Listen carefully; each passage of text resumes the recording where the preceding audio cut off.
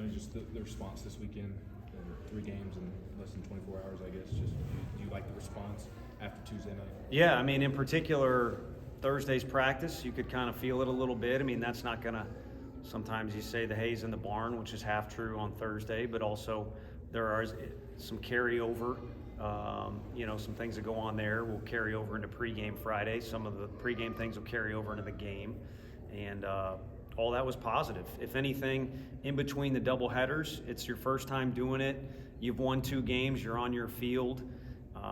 Maybe they play best when they're loose. Most guys do, and I'm referring to our team. But it seemed like they were a little too loose at the beginning of that game. But it didn't take long. Back, I hope I'm saying it right, their left-handed starter comes off the mound and pumps his fist because he got out of a big jam. That dude's a competitor. And I think around then our guys realized that they were in deep waters. And so was Morehead State. It was a battle that last game. It's good for us to experience as many of those as possible throughout the year, especially going towards May. But on the whole, good stuff by our guys. You see from Griffin Merritt, obviously had the 2 homers in the last game, 3 today. Just we see from his back. Yeah, I think there's I kind of mentioned it in here. There's been days where he's landed on a few and it just wasn't the right day, the way the ball was carrying or the wind. And so he's consistently in the box. To me, he's got a plan. His swing is pretty repeatable. He's obviously looking to drive the ball. He knows what the pitcher's doing. He can make adjustments in between at-bats, during at-bats. So he's going to be like every baseball player, in particular hitters. Results will fluctuate a little bit, but you feel good as a coach what you're going to get over the stretch of, call it the season or a week or a weekend, and today obviously was one of the better days for him. Some of the starters over the last couple of weeks have struggled there in the early innings. What did you see from Burns and Beam today there in the first third of the game? I don't whatever Burns had going, he needs to put it in a bottle and sell it because there was a little extra edge there, and maybe it's just a guy getting better. I mean, everybody's got the opportunity to do that, to kind of adjust their dials each week and figure out what they need to do a little bit different to get ready for the game, in between pitches and stuff like that. And he was dialed in.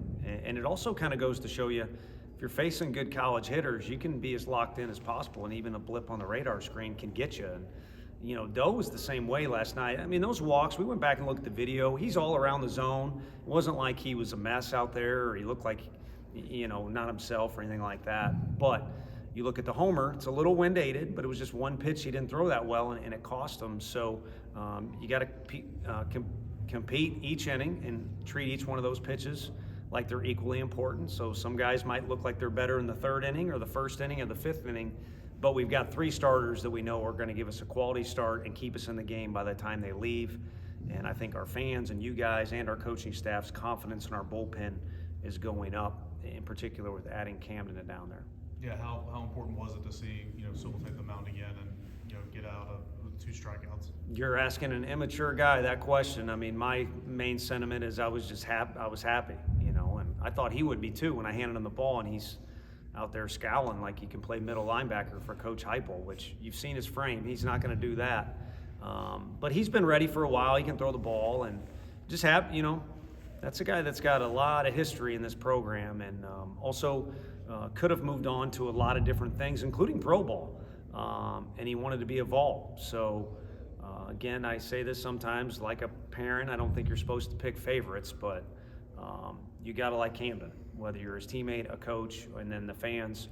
Based off their ovation, it sounded like they were wanting Camden to get out there for as long as Camden had been wanting to get out there. But, now he's in the hopper with those guys, and he's able to rock and roll. I don't think there's much, as it relates to limitations for him.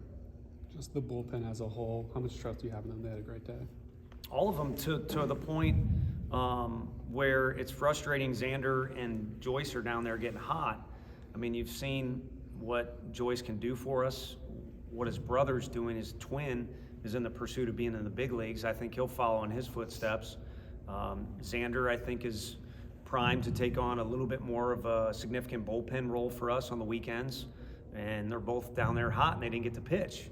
And then I walked by Combsy in the hallway, and we had him down there getting hot in the first game and decided that was the best time to get Sewell his first action. And then also Lindsey was throwing the ball so well, when the game's that close, you got to be careful about just looking to, get everybody involved as if it was a grade school soccer game. I mean, at the end of the day, you got to win, or if we don't, I got to come in here and answer to you guys. And, Lindsey and Halverson both made it very difficult to take the ball out of their hands today, and that's a good thing.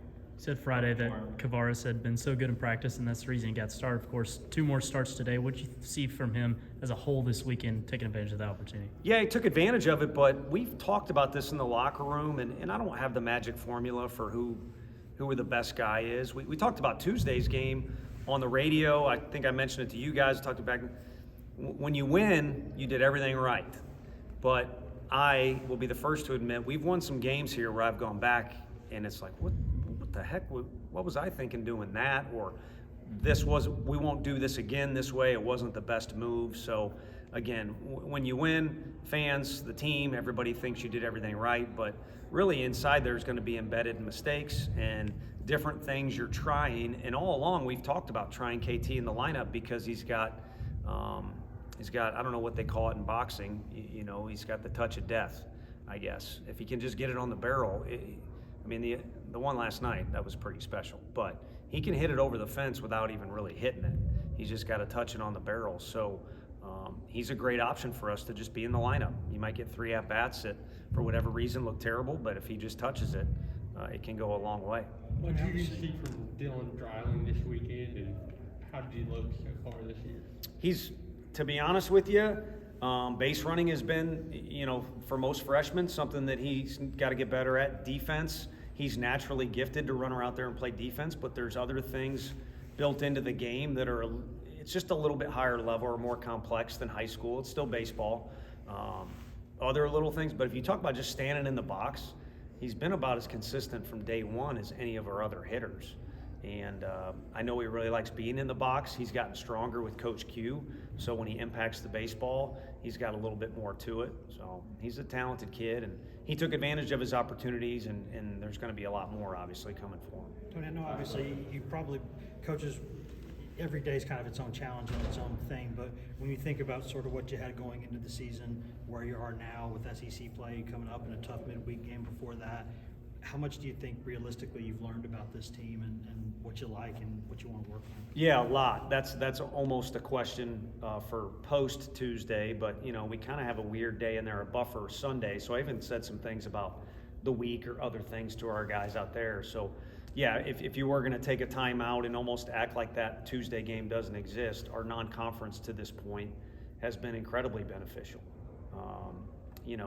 Some of you guys still joke about one of the weekends we had last year where it just wasn't very competitive, and some other things that went on. I think we've gotten a lot out of this non-conference is the bottom line. We've gone through some team drama. We've gone through experimenting with a bunch of different guys. We've added a team leader and a key pitcher in Sewell. There's just been a lot go on, and I don't see how it doesn't make our story a little bit better and stronger, or I should just say our group better and stronger as we get into conference play where it's 10 weeks of hell. Thank you, Coach.